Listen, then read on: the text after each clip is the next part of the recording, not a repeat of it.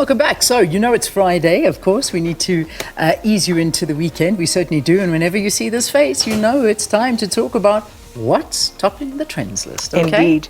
Yeah, we will ease you into the weekend. And of course, we've got Prime Circle coming up, South African rock royalty in the house. So wait for that, but let's give Apiwe her moment first. Apiwe, good morning. Good morning, ladies. How are we today? Good. Very, very good. Nice to see you, as always, on this beautiful Friday morning. Thank you, Miley. Shall we get right into it? Please, let's do it. So this week kicked off, ladies, with the raid of 2 properties owned by hip-hop mogul Sean Diddy Combs by federal agents as part of an ongoing sex trafficking investigation. In a statement, Homeland Security said it executed law enforcement actions as part of an ongoing investigation with assistance from HSI Los Angeles, SHI Miami, and local law enforcement. So, yes, ladies, the visuals you see on screen are the state of his home after the raid, and of course this is during the raid, what you're seeing now. And of course this started earlier this year when Cassie, former girlfriend and a label member, accused Diddy of sexual assault, and this is what it has sort of come up to. Your thoughts on this? Well, None. It's SK's look for me. I have a lot of thoughts. I'll just keep them in there. I mean, there's a lot of conspiracy theories not good going thoughts, on. Unfortunately, yeah. No, but these allegations against Diddy are not new. I mean, in the early 90s, people were already saying things about him. So I suppose it was always going to come to this at some point. Yeah. No, not nice. Why is that big teddy bear sort of not sitting nicely with me? It's terrible. I think it's just because of the accusations that are against him. But I hope this moves fast. Yeah, and Diddy is yet to comment on the situation. Have they arrested him? Not have yet. They found him? No. They have not arrested him yet. But I mean, if the feds are in your home, something is definitely going down, right? There's big investigations happening. Yeah. So moving right along, 6 people were missing and presumed dead after a containment ship hit the landmark Francis Scott Key Bridge in the U.S. city of Baltimore, causing it to collapse. The bridge, which is more than 2.6 kilometers long, was destroyed after the vessel hit a support. Officials say the ship suffered a power issue and issued a distress call moments before the crash. So as you can see there, boats and helicopters were part of a huge search and rescue effort, searching for the missing people, and 2 more were pulled from the water, 1 in a serious condition. Ladies, this reminded me of the oil tanker situation we had in the east. If you remember in the bridge, do you remember when the oil tanker hit the bridge in the East End? I think this was late last year. That was that was, yes, of course, that was remember on. that. I'm also trying to think of. It was 2 years ago. 2 years ago. It was the Christmas before driving last. under the bridge. Yeah. And oh no, that was so dramatic. Yeah. And the explosion that happened. But yeah, this was. It's devastating. And the cat, and the way it was caught live, you could watch these visuals over and over again. And it's just triggered all my anxieties because I don't like being over water like that. And whenever I have to be in a situation like that, I just try and block it out. Yeah.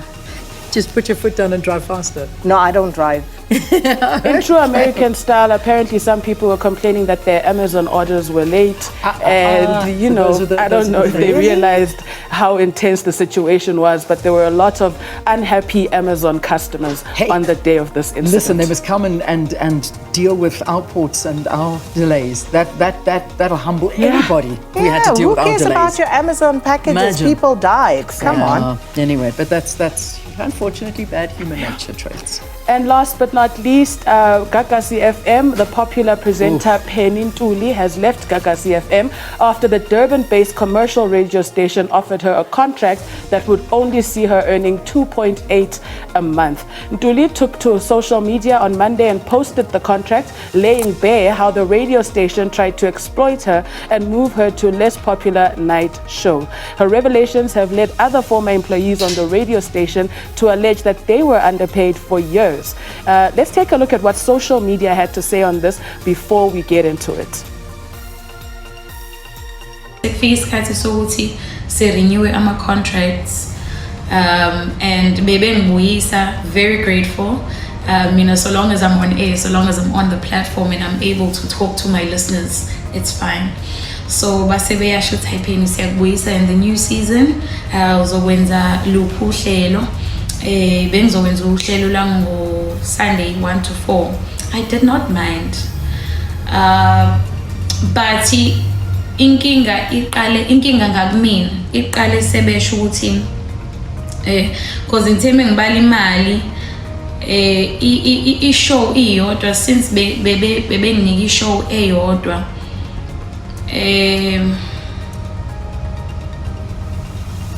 since bebenginika i-show eyodwa bebezongikhokhela u-711 rands per show. Okutheme ngithi ngiyabala ngaphuma nokuthi shoot ngizohola u-2,800 rands ngenyanga.